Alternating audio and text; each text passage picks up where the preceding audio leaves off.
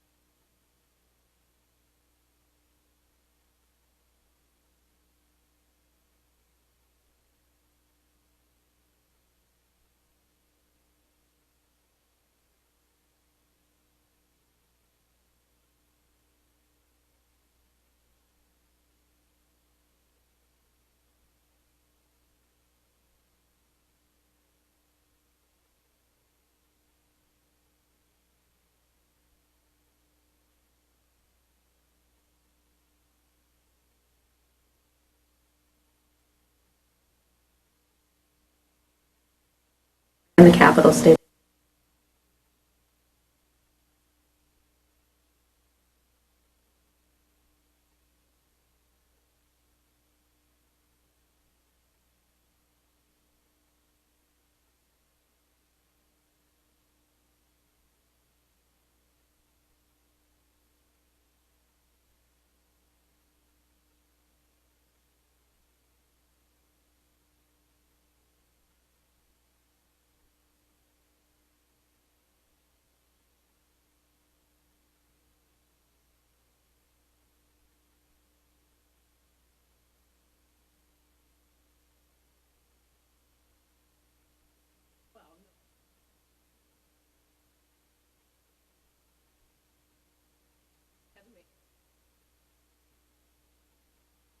Well, I guess, what's the balance? Let's just use that one as an example. What's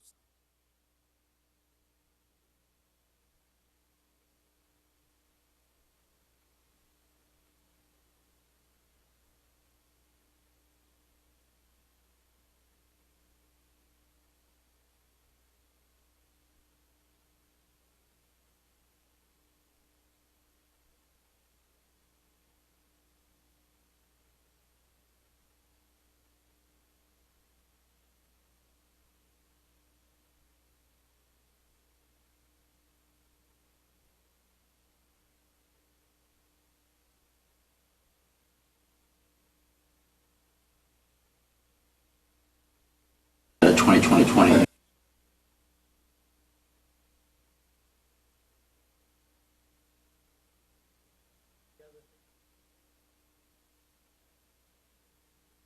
Funding stabilization.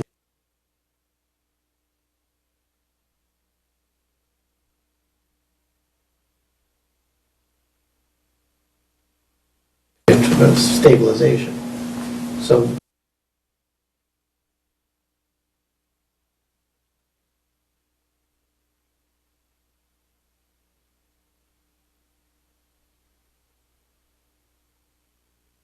a couple of years. So you've got $1.5 million fire truck on the horizon. Yeah. So it's a big ticket. And that's, Big things. A lot of big things outside. Well, you got the opportunity, you might as well So I put read the money away. your comments that you had an email, and I see what you've grayed here. So those are the changes as what you're proposing? Right. I guess, if I might, Please. a couple of points. When I personally raised objections last summer, seeing the number grow large and how we were dealing with it. But I think the biggest need that I saw, and I hope we would address, and it certainly is done here, was the need for a process for dealing with the money. Not so much prescribing in advance how the money will be allocated. And I think that, if you get too much percentage details in here, you're tying the hands of future boards and you're predicting the future in ways that we can't and shouldn't. So I like the idea of having a process and even a prioritization, but there's got to be enough latitude there so that the unforeseen is dealt with, future priorities, of boards of selectmen, of school committees, whoever in the future has a chance to do it. You're putting too much into stabilization. That 2/3 becomes a very critical item. Now you get a lot of money you may not be able to touch, especially when we're creating, and I support the creation, as I did with the Capital Stabilization Fund, and the new Debt Exclusion Stabilization Fund. Well, pretty much those are all the items, that covers all the items you'd go to the regular stabilization fund for in the first place. So the original stabilization fund becomes essentially an insurance policy, which is not a bad thing. But Well, my state- understanding was the the original state allows stabilization that. is really more, it's not capital funding, it's as there's something happen and, It used to be that no, we would stabilization was it for the town. okay. Right. And we would fund A capital few projects out years, of that. Right. right, a few years Okay. ago, the state says you could earmark special Right. stabilization. I'm glad we're doing that. I'm just saying, let's not lose sight of the fact that it's now become almost an insurance absolutely. policy and something that satisfies bond rating and the state and all those folks. Absolutely. Money that sits there that we probably will never touch. The other accounts are more, finite and identified. So I would just caution that we not get too, the present day list of priorities and needs, I think are spot on, and this handles them well. But do we know what they're going to be 5 years from now? And No, but- maybe that's fine because of future collection of folks can change the policy, and what we don't want to have happen is a future collection of selectmen ignore the policy because it's too restricting. Right. So. But, I mean, we haven't really made it more restrictive than what it is right now. Right, I don't believe it is. We've actually Well, given I it don't more know, flexibility. I mean, the proposed language goes from being appropriates up to Thank you. 20%, and now it's a minimum of, Sorry. We're back online. it's a minimum of 30 up to 60, so that's a substantial percentage change, indeed. But it's not more restrictive. I think there was. Well, yeah, the 30% is restrictive in the sense that it limits whatever potential amounts might be available for other things after it in the course. I think to answer your question, Paul, is the intent when it was originally written was that you would satisfy in order A, B, C, D, E, F, G. And I think by some people, when they read the existing language, didn't catch that. They said you could go from A, B, G, D, I get that type that. of thing. Yeah. So by putting those minimums in there, you're kind of forcing the issue that these are kind of in priority order, and you need to satisfy, you need to do something to OPEB before we can go down and put something into capital. Well, that's one in all. particular where there's at least an end in sight, where there either is or there isn't an excess balance. In the foreseeable future, there will be. But some of the other items, it's presumed that we should be appropriating minimums to them when we really don't know what the future holds in those areas. So, I don't know. I mean, What would be the alternative, Paul? less restriction. If we're trying to say that this is the order of prioritization, then that ought to be stated. I think it is actually, and I wasn't concerned that wasn't made clear, but that we not put in as many minimums to categories that we don't know what the future needs are going to be. Are you okay with the cascade? That's what's the Yeah, minimum. we've kind of hammered that one out in prior discussions. I'll support it in any event. I'm just raising a question. It's, And the need was greater for process than it was for Right. telling a future board 5 years from now what they have to do. Oh, but I Right, think, but go ahead. I'm sorry, but Betsy came in yesterday, we talked it through, and one of the situations that came up is that, okay, if we want to make sure that we're funding A, B, C, D, and E, well, what's to stop somebody from just putting $1 to C and throwing everything else down? And yes, you could, but does that really satisfy what the policy was trying to get to? So by putting by the minimum converse, in what's there, the sense of you're at putting least money, putting something a there. preset amount away to a debt exclusion stabilization in a year when you're in fact drawing out of it, more than that? What if you're paying for a project in a given Well, year? then you're not reaching down in D, and maybe you're doing more. So, yeah, if that's a misunderstanding, if that's the case, because today, again, maybe you missed the first part of the meeting, Paul, where we talked about today, we have never gotten down there. We've never gone past B on this list before. Maybe the issue is that No, we need maybe the B is wording. too No, low. it's the wording, it's with the minimum of. So, but somehow have the wording here that if we're here, No, but what Paul's saying is before you can get down and spend down to G. Yeah. We're forcing the issue in C and D. yeah, So maybe the real issue is the 2.5% limit in B. In years that where we don't have to reach those stabilization goals, maybe there are more capital projects that we need, and you just satisfy them up in B, instead of having to go all the way down to G before you get to them. So you have. So maybe it's up to 5%, or a minimum of 2.5% and up to 10%. What logic or rationale did you use to come up with a particular number? So let's use, OPEB minimum 10%. Why a minimum 10% additional contribution? Just to force something to go into the It's account. just- if we're spending more on That's all. capital to make sure we're putting Okay. something away for Here's how I OPEB. view this, Paul. But because- that one I don't even object to because it's got an end point in there, excess balance. As soon as you've, achieved the goal of knocking that down, it's tied to a specific target. Okay, I understand. Yeah. Here's why I personally don't have an issue with it. The Board of Selectmen vote every year on the policies. Right. So each board If renews its you have policies. if a board has heartburn, then it can change. right? Yeah, and I can see the policy is wisdom of not that. prescriptive, it's guidance. I know, but I would rather have, and this has been You the were past the selectmen, know theme that throughout well. the whole process, let's, the reason we argue and put so much time in is because we want people to respect it and own it, rather than walk in and say, oh, this was, Well, if the Yeah, board I votes would on it, Definitely agree with that statement. if the board votes each year that this is our policy, then they're going to, pretty much stick with it until they come to a point and say, yeah, it was a really good plan, but the way things turned out here in January with Yeah. 9C cuts, we're going to have to do something different. I'm not going to oppose it, I just think we need to be clear with folks that that's, there's still latitude here and in what the intent is, and I'm not so sure that that comes through as clear here. I don't have suggested language change, what caught my eye is the cascading percentages that at the end of it leave items at the bottom of the list, an even more limited pool of money. It's all speculative, because we don't know whether we'll ever get to that But point. the only thing at the bottom of the list could be satisfied by something at the top of the list. Okay, that's, Right, that's, But that's not I evident. almost wonder if the bottom of the list should It even be says there. spending at a G, Put it up top. up B. Yeah, increase Worst B. case scenario is. Minimum of minimum Up to of 1% 10%, up to 10%. All right, so are we in agreement with the numbers and the wording on this one then? And the real issue is... I just offered an opinion. No, what I'm asking is, the way forward, are we then looking at a Board of Selectmen meeting, someone from from this committee stands up there and briefs that, says, here's how we arrived at these numbers. And that's before the board votes on it to accept it. And that way, there's that, I think you want to share knowledge as to how we arrived at this, so that people have a basis, in fact. So are we at a point where we agree on it? Yeah, we just want to designate somebody here to brief the Board of Selectmen when it's time? Well, there's two things. It's that FinCom and Board of Selectmen both have to vote on this to make it go into Yeah. policy. But you got a more FinCom representation, certainly here tonight, at Yeah, least. right. We have Board of Selectmen. Yep. But I nominate Venuti to do the briefing.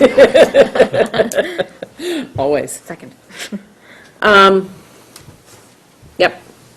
I mean, regarding the 2.5%, I mean, that's kind of worked well, and that seems to be a good number for what we've been doing.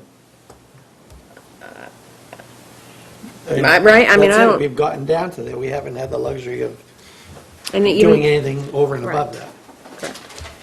Is we going to talk But- TIF tonight also? what's that? Yeah, we do. So we gotta, yep. May I make a motion then? Well, FinCom doesn't come in until 7:30 though, right? No, right. Yep. Yeah.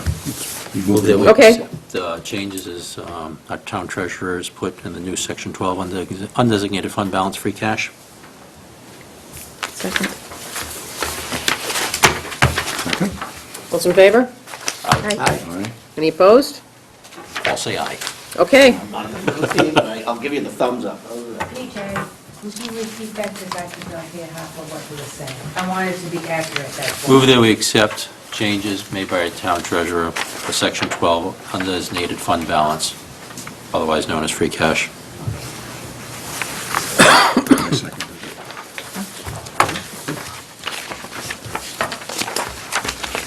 Okay. All right. Then for the other item, the other agenda item we had today, and for our TV audience, thank you. You joined us in process here. We had a technical difficulty, so thank you. This is the Financial Policies and Procedures Working Group meeting right now. The second agenda item is review the draft TIF guidelines. So it's been on the agenda over time to kind of do something. Keith did draft something last year. We know with the very fine craft Sunny Delight property, this may very well come up again before too long. And so we thought it was prudent to take a look at what's been proposed, and Steve provided some links to some other towns and what they've done. And there's definitely a commonality if you go through. Did I print that one out, or I was going to, whether I did or whether I have decided to printouts. just, pardon? Some of them are printouts. boilerplate. You have printouts of it? Okay, you want to Some of have? them boilerplate. Which one? You know, would you- regurgitation of state law Well, and things like Keith's, that. I guess, would be the first one. Yeah. So, and to me, there's there's kind of the overall what is TIF and the state policies and laws. I think for us, the criteria are what are the things we'd want to promote. So you talk about, employment, or is it employment over a certain dollar amount, or a high-level employment? Are there parts of the town that you want to target in terms of physical area? Things like that. And then, are there any other limits we'd want to put in terms of number of these that we would have out at any time, or a dollar amount, or a percentage of the base, or are there any other constrictions like that we'd want to have? I Yep. had a list. Oh, you got a list, all right, I've I'll been let you thinking go. of this thing. You go then. So, on Keith's document, in that first top section, where we start looking at community character, foster reconstruction, renovation of vacant, those types of things, and I'm sure we can come up with more or pare this down, but there should be some kind of ranking of those things. Right. What are the most important things for the town in those pieces? Where are you looking, Steve? On Keith's, the scope and purpose, in that bottom of the top section. One with the big draft across it. No, I forget that. I'm just trying to find the words he was saying here. Well, if you go down Okay, now I see what- two-thirds of the Community way, character, it's foster, promote thank you. economic development consistent with character, reconstruction, renovation. So it's more of what's really important for the town. The other thing, just to throw things out there, to get discussion going, is should it just be for existing businesses or for new businesses? Should there be location specific in this policy? You know, is it just for the center of town, or is it Foster Street, or is it Taylor Street? Are we going to Zones of the. zone it? Yeah. Okay. Are we going to require some jobs, local employment? Are we going to allow somebody who got a TIF in another town to come to us for a TIF? Because maybe their TIF ran out in the other town, and now they're free agents again. Jumping. And they're jumping for the next big deal. Which means they probably won't stay again, right? Oh. Should there be a limit? Some percentage of the Space. of the levy that we want to make sure, well, we're not going to provide tips that are greater than X percent of the levy, or that forgive X part of the levy. Is there an upper limit that we want to give on this? For a particular one and for the total, the ones we have out there, For right? the total. For the is what I'm total, thinking. right. Is there a total that Yep. we want to do?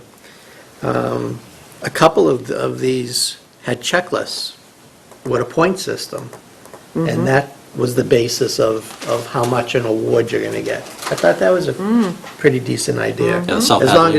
as long as we can validate internally what's more important for the town.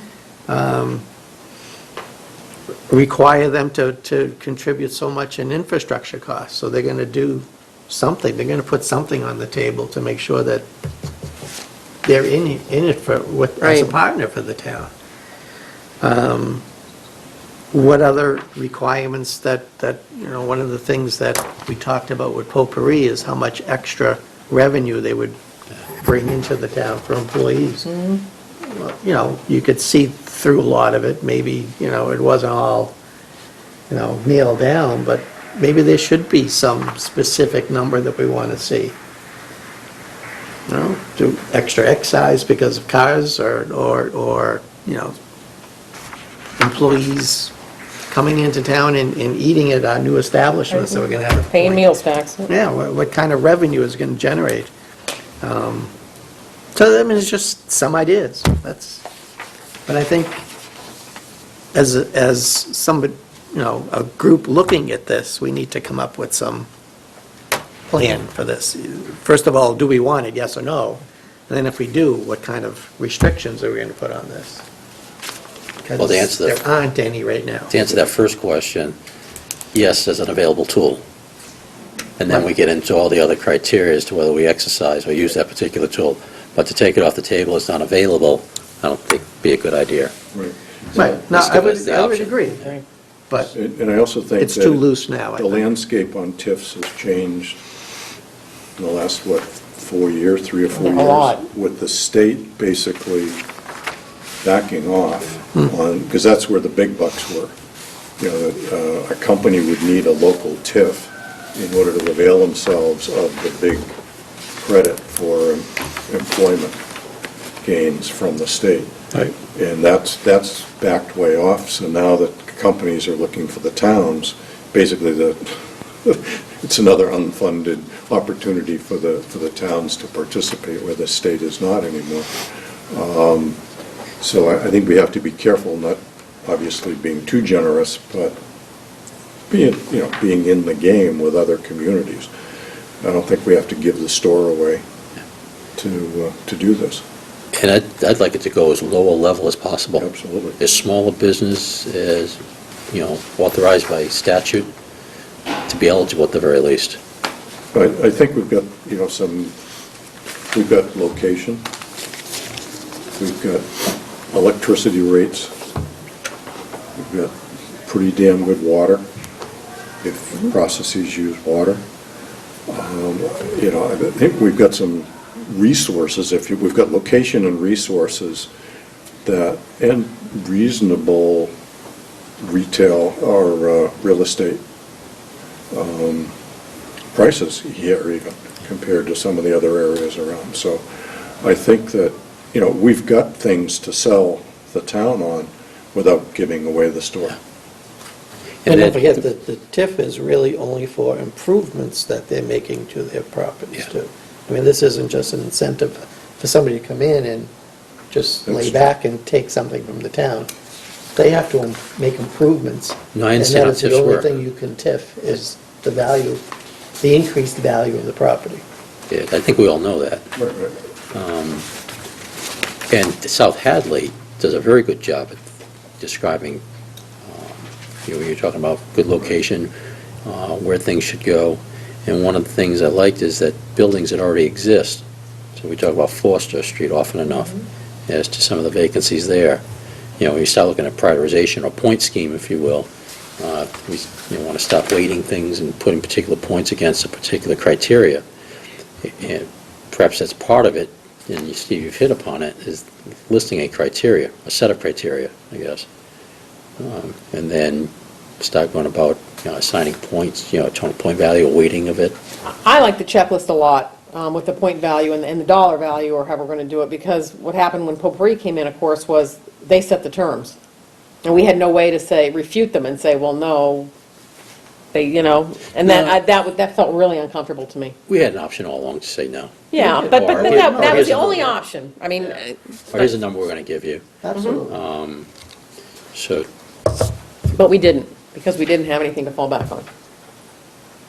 I think putting, not restrictions, but putting numbers to this and set criteria puts everybody on a level playing field, Right. So business A and business B, they're all going to be judged on the same terms, yeah. theoretically. Red Hat says, hey, we'll do this. We might listen to Red Hat a little bit more seriously than perhaps another business, But if just as an example. But if we did, you could go back, if we do the checklist right, it's because they're higher paying jobs, they're clean, it's for reasons, right? So I still think the checklist can take some of that out of it. Yeah? I agree with everybody's points, and stepping back a bit, I do think it's important that we adopt this, but I think, most of us probably saw this version first today, right? Unless you were able to negotiate that link otherwise, so I hope we just take a little time to digest it and circulate it a little bit more, too, as a draft. And if you'll allow me, I just want to run through a couple of things that catch my eye first. go The ahead, first read. please. First thing is this is drafted as exclusively dealing with the state's current TIF program, because that's from where we receive current applications. That could change, plus we have dealt with other similar things, like the solar energy payment in lieu of tax program. Right. And, there is referenced in here, when you get a little bit farther down, host community agreements, which could involve mitigation funds. And there may well be other tax programs that either exist that we haven't dealt with or may come up down the road. I just think the initial language shouldn't be exclusively expressive to TIF. I mean, that should dominate it, but why not have the same set of criteria apply to anybody who's looking for a break, whatever the break may be? Just a thought there. The second part, I like seeing the information detailed on all the existing projects, but I don't know that needs to be in the policy per se, Has the master plan group hired a consultant yet? No, we're going to make a recommendation Thursday night to the planning board. Is that someplace where, you know, You're Tax and anticipating one of my other points here, is on that list of bullets, I think compatibility with the town's adopted economic development and master plan goals and priorities ought to be It part ought of to the be. criteria. I think one of the first items ought to be a produced and readily accessible tax revenue cost analysis. Here's what they would have paid, if we don't give them a break, here's what they will pay if they don't over time, so that everybody can see those numbers right up front. I think, and there's been some resistance on this, nobody wants to open up their books, but a demonstrated need from the company. Are they asking for this just because they can, or are they asking for it because, without it, they can't open the doors? So that used to be the case, it's a real estate ploy. Yeah, now it's like, here's a cookie, you can go out, just go ask the town for it, you can get it automatically, wink, wink. And I know, we're moving away from that, that's the whole point here, but I think that ought to be stated somewhere too, that we ought to at least put the question to them, demonstrate why you need this. And then if they don't show us any kind of financials, then, well, that doesn't necessarily count in their favor. I mean, to that point, IBM would never have gotten anything. Right. Red Hat comes Nor in, should they have. would never have gotten anything, would never get I it. mean, IBM was in the Boston Globe saying, we didn't need this to come here, but we're glad we got it. I mean, that was their direct No, quote, I- so. I get you. Yeah, and then the point is, it comes up a little bit later on, final point for me, is on the subject of mitigation, and this might be a separate discussion for the selectmen, or, whoever maybe for this group, maybe for the selectmen to handle this. Right now, there's no rules on that either. The planning board has historically engaged kind of on their own on that, and I'm very On what? I'm sorry, go mindful. back, on what? Mitigation funds that come from negotiated. And I think we had those as separate sections that we were going to talk about in Okay. the policy. So TIF was one. Right. Pilot was another separate one. Mitigation funds was the third separate one. And all right, if that's the case, fine. If there's more drafts coming, great, but I think they have collectively, they share a lot, and hopefully if there are going to be three of them, then they ought to look kind of similar, at least on the review process. Although, I'm very mindful the planning board's a, independently elected board, but nowhere in the, their bylaw or statutory powers does it even address the subject of negotiating financial agreements. But again, I would think the master plan Yeah. would begin to tie some of that together. Yeah, the master plan could, but I almost think when you're talking about an issue like, the planning board's permits have the force of law and all the rest of that, well, so does a tax deal. I almost think you might need a bylaw to address that It may part of be, it. but Yeah. if, I mean, I would invite council's recommendation on that. Do we get into the business of telling the planning board what they can do on a financial agreement? Does that overstep their authority? And if we do, even if they agree to it, a future board might say, the heck with you, you don't have any authority to tell us that. yeah. So. But, I mean, I agree, the master plan, all that should be incorporated, but we can't wait for everything too, right? No. You have to put something down and then adjust it as we go I forward. don't say and get wait more till that's information. done, I just say acknowledge that, Right. whatever, one of our criteria ought to be compatibility with whatever master plan goals. The other thing to me, in terms of getting started on this quickly, is just, I think we have people now in the town to go out and talk to, and we lead with this in some cases. And so we need to have a policy in place and give people direction that that's not necessarily the way we want to lead. I mean, everybody here talking, well, we can say no, but if you lead with your first conversation with these companies, is, oh, well, we offer this, then there you are. Right. Why not? So, Yeah, I'd much rather be in a position down the road of saying, we generally discourage it, but we do have a policy for it, and here's what we really offer instead, low utilities. A company of and some accommodating- substantial size will know what our policy is, Sure. right. I should suspect. And if they don't, they probably don't stay in business too long because there's a level of incompetence there. I'd offer Keith, first I thank Keith for having put this together, but like you said about a year ago, looking at South Hadley's, everything I've heard so far now, South Hadley contains it. I didn't look at that, I And guess. I'd offer almost to find and replace, find South Hadley, insert Littleton. Well, darn near, as we go through this, and provide it as a point of departure versus Keith's draft being the point of departure now. Okay. Because the South Hadley one is much more inclusive. The sandwich one was a ham sandwich compared to Hadley. Carrera, some folks, sandwich is very good, but South Hadley's is better. you That's have, what I'd you want offer. to hand those out, just so people have them? I'll end up here pretty soon, I have to read them now, obviously, but as long as you've already printed them. I mean, I looked at it before, but I don't remember one versus the other. I remember going through them and seeing, so you already have it anyway, but I know you like paper, Paul, so we're going to give you some more. Oh, that Couldn't do Paul. being printed up when I was, Here, for the other Paul, who really does like paper. Yeah, you can read it all here. I know. You have good eyes. Yeah, once upon a time.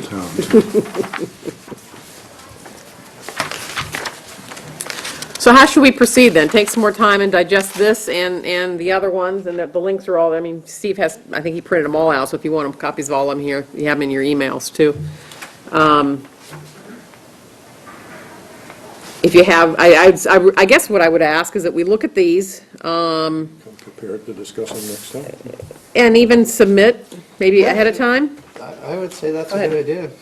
Read it through, you have some language that you'd like to Yeah. insert or change from this, send it on in and we can Send it start, in, and then next time we'll have another proposal to look at specifically? you know. I like it. Okay. Very good. Okay. Other discussion on this? And Steve, as always, thank you for doing the groundwork on all this and putting this stuff together. Okay. Future meetings, let me look at that and see based on, we'll do it in another FinCom meeting, but maybe not in 2 weeks, maybe in whatever one is after that. But I'll see unless somebody has anything special on that. We'll see then. All right, very good. Motion to adjourn? Second. Those in favor? Aye. Okay, thank you very much. Excellent. Well done. We'll sign off TV now until FinCom starts. Thank you.